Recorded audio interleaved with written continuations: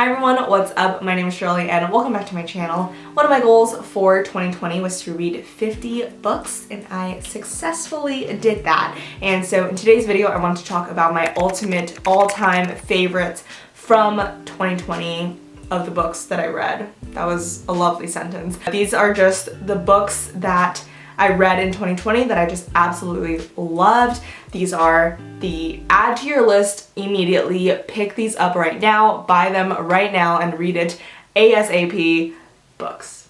So let's get started. Also, just a quick disclaimer, I'm really terrible at giving not only book summaries, but remembering what happened in the books that I read. Following me on Goodreads, you would know that in my reviews, I always have a spoiler section, which is where I basically break down to my future self everything that happens in the book because I know I'm gonna forget. So because of that, I will have my phone here where I have notes taken on what happens in the book. Okay, the first book I want to talk about is The Vanishing Half. This was such an incredible book. If you haven't heard about it already, which I feel like you might have because this has been on people's lists like all throughout 2020. It follows Stella and Desiree, who are black twins that grew up in Mallard, which is this small southern black town that actually prides themselves on always trying to be lighter skinned, and the mentality there is to just keep marrying lighter and lighter so that your offspring just keep getting lighter and lighter skin. So at age 16, Stella and Desiree actually run away and go to, I believe, Chicago, where they kind of go and live their lives, but at some point something happens and they lose touch with each other and then they both just lead very different lives. Stella actually passes off as white and ends up marrying like a white husband and ends up having a family, and like no one knows that she's black. Desiree, on the other hand, marries someone who's black and she has a child who has a lot darker of a skin tone than she does. Desiree ends up going back to Mallard, but what's super cool is that Stella's child and Desiree's child, like their timelines kind of line up and they run into each other somehow. Their lives just cross paths and it's just really wild to see what happens after that. Tons of examples of things like microaggression, colorism, racism, truly so much. I would highly recommend reading this book. It was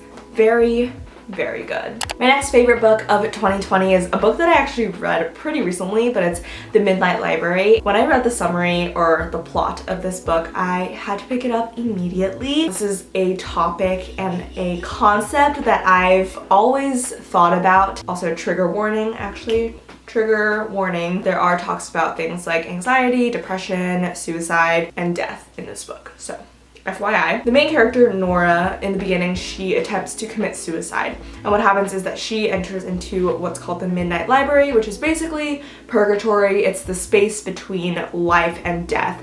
And in the Midnight Library, it's filled with books and books and books of all the possible life paths that she could have had depending on what decision she made. I know. Wild. Since she was unhappy with her root life, which is the life that she was in, she has the choice and the option to go into these other books and read these other books and go into these lives to see if maybe she would have been happier for that.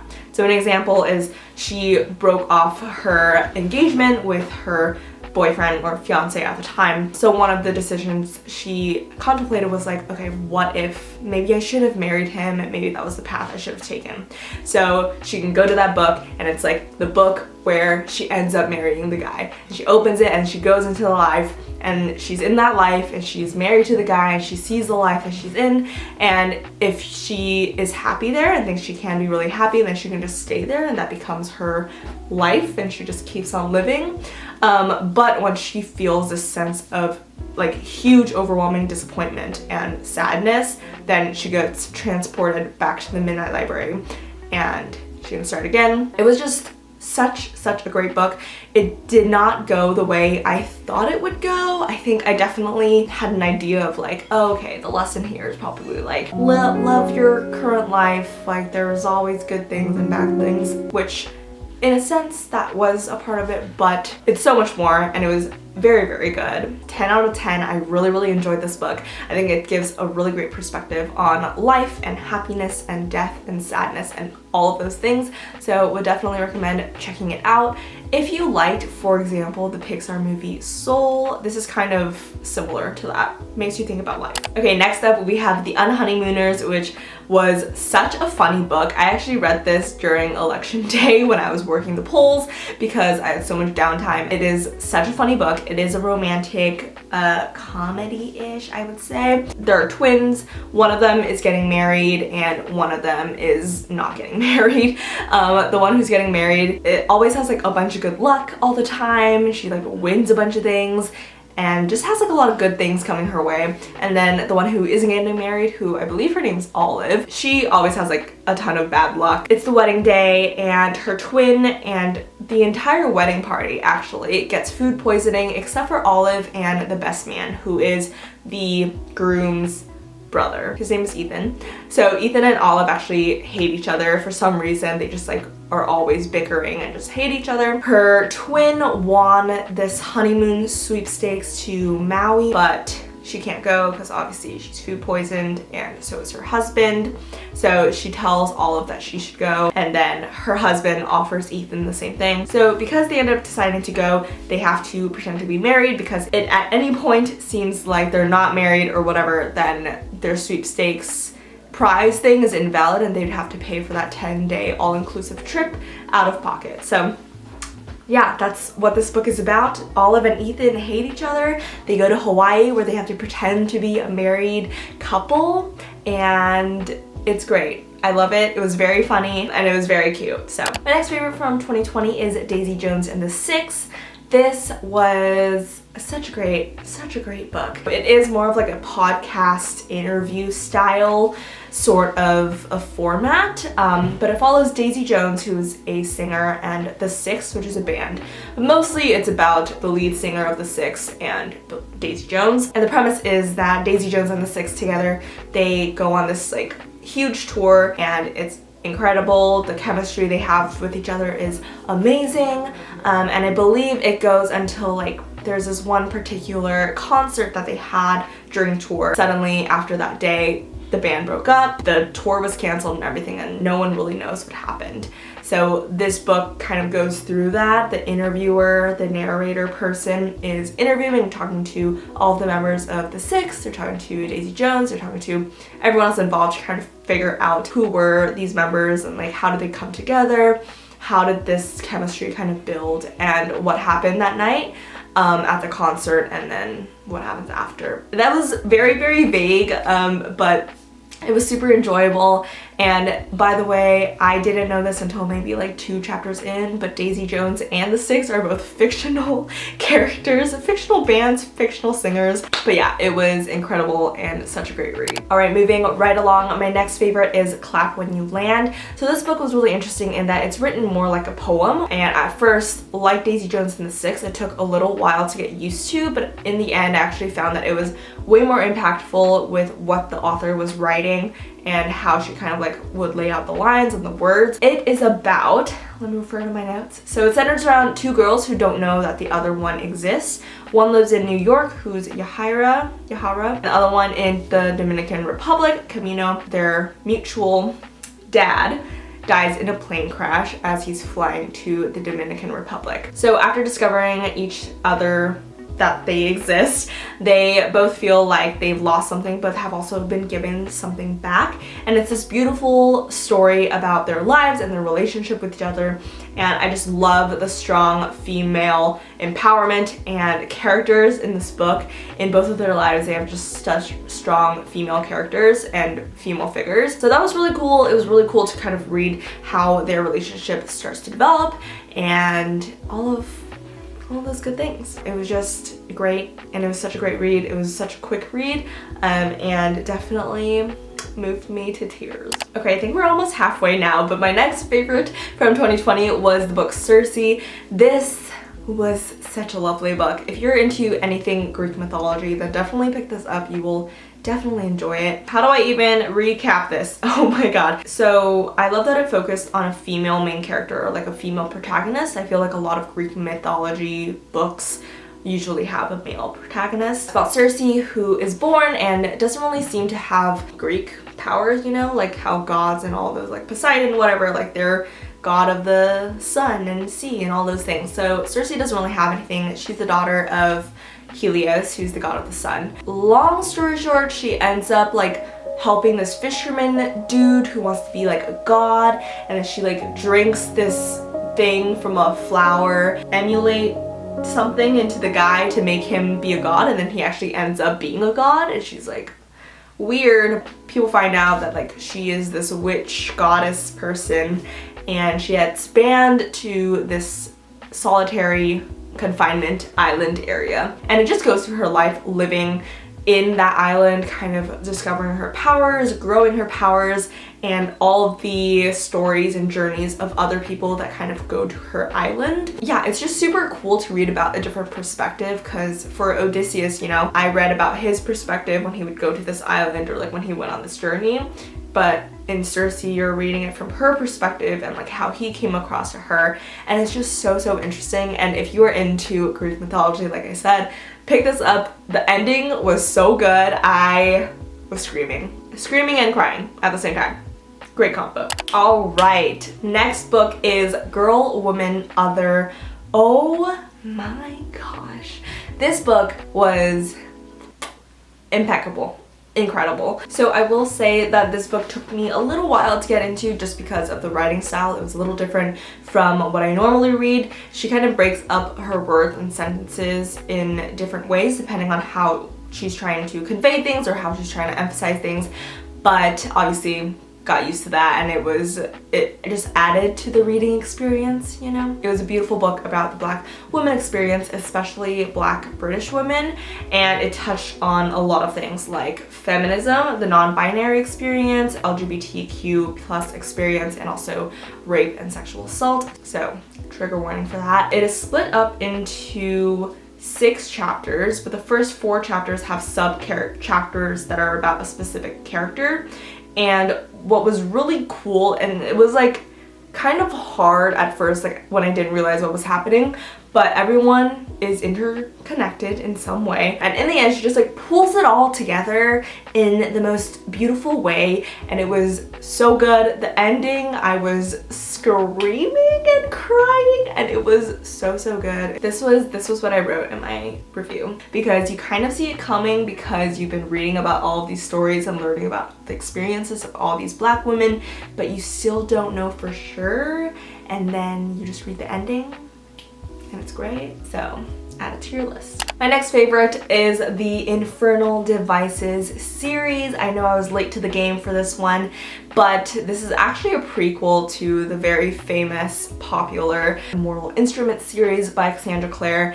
But this is the prequel, and I loved it. I still need to read the Mortal Instruments series, but let's just talk about this one for now. I have the summary again because it is too long. I don't have the words to convey how much I loved the series. It is a young adult paranormal romance series. So it starts out in 1878. We follow Tessa Gray, who is the main character. She is going to London from New York because she's trying to find her missing older brother who actually lives in London. And she gets picked up by these 2 women from the Pandemonium Club who say that her brother sent them for her, but she ends up following them and then gets trapped by them, realizing that her brother did not in fact send them to get her. She has some sort of power that these women want. The leader of the Pandemonium Club wants to use her powers for something. So then there are these people called the Shadow Hunters, who are actually the people who destroy and fight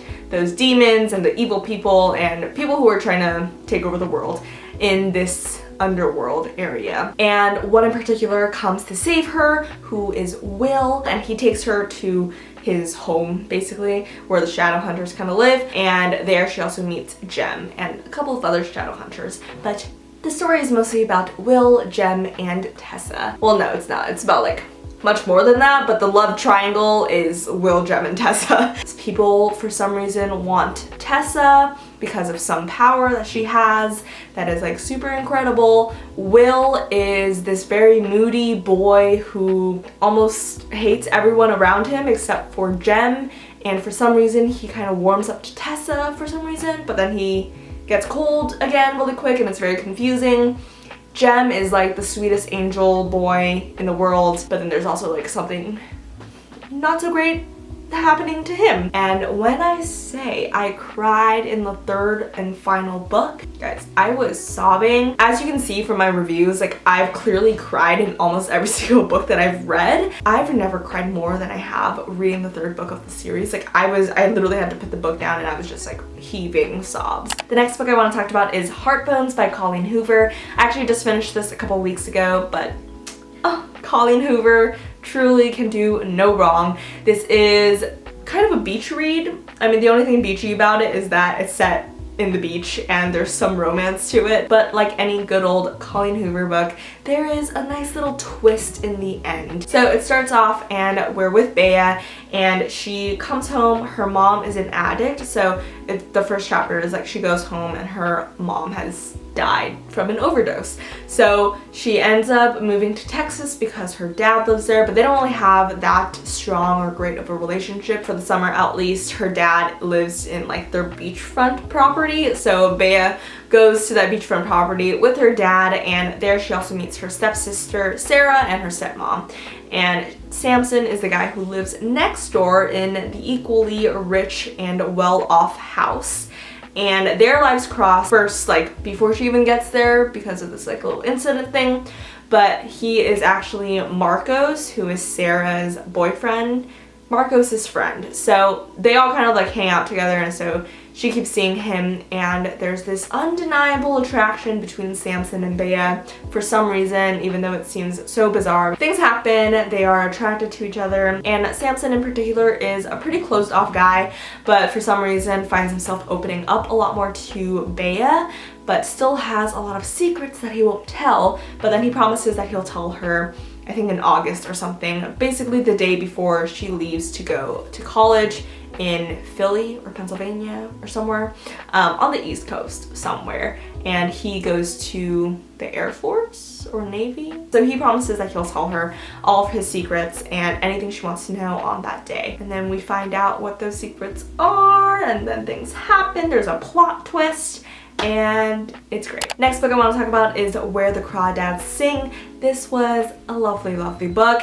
It was definitely a slower read for me, or like a slow burn. Like it definitely picked up in the middle point and I couldn't stop reading it. So what's really cool is that this book actually follows two timelines or like storylines at the same time. So one chapter could be from the past and then the next one is the present. So the first timeline is about the past and about Kaya, who is the marsh girl who grows up on the marsh by herself. And then the second timeline starts off present day. It starts off with the cops finding the body of Chase Andrews and cops trying to like solve the case and figure out what happened.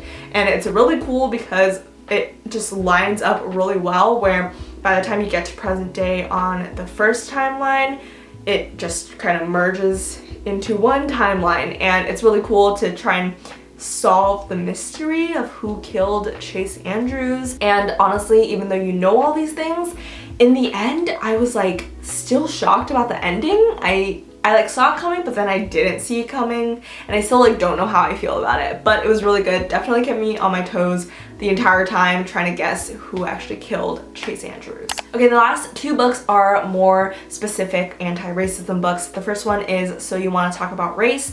I really enjoyed this book. It was a great book in terms of like this almost exhaustive list of racism topics, and it's separated by chapter, and I just learned so much. She writes in this way that's like super straightforward and narrative that made the book a lot easier to read, and Ijeoma kind of like ties in her own experiences and all those things as she's explaining these topics, which I really enjoyed. But I highlighted a ton of things in this book, and I definitely think it should be required reading, if not like an annual must read for everyone. And on that same note, and my last book that I really enjoyed for 2020 is How to Be an Anti-Racist.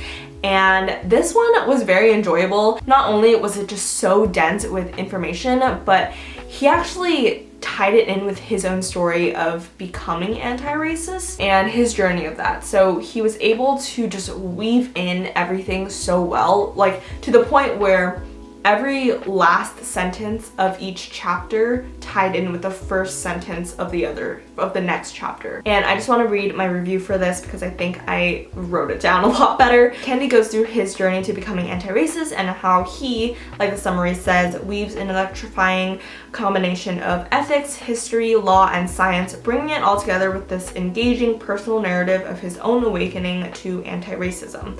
And it was just so well woven. Like every last sentence of every chapter led to his next awakening or space that he was going to talk about, from things like biological racism to ethnic racism to body racism. Like it just kept going, and it was very, very easy to digest while still giving just like a ton of educational information. And I especially really enjoyed the chapter where he talks about the creation of the term intersectionality by Kimberly Williams Crenshaw and the arguments that surrounded sexism and racism when it comes to Black women. So as quoted, in discussing the experiences of Black women, is it sexism or is it racism? Because these two concepts intertwine so narrowly and combine under certain conditions into one hybrid phenomenon. Therefore, it is useful to speak of gendered racism, which is in essence kind of intersectionality. Anyway, this book was so dense with information, there's no way I can fully summarize it, but it is so good and everyone should read it. So you want to talk about race, be sure to add this one to your list. And I'm going to try my best to not only read both of these books again this year, but also obviously expand on my anti-racism learning and adding more books of that nature. And we've made it to the end of this video. I hope you guys enjoyed it, and I hope you enjoyed hearing about my absolute favorite books of 2020. If you have any recommendations for me on what I should add to my 2021 reading list, then comment them down below. If you've read any of these books, let me know what you thought. But yeah, I hope that this was helpful. I hope you were able to add a couple of new books to your list. And if you want to follow me on Goodreads, I will leave that link down below. If you want to follow me on Instagram, I share a ton of sustainability tips and a lot of self-reflection things as of lately. Be sure to subscribe. I do have new videos every single Sunday, and I would be so happy if you came back and joined in on all the fun. And with that being said, I hope you all have a wonderful rest of your day, and I will see you guys next week. Bye!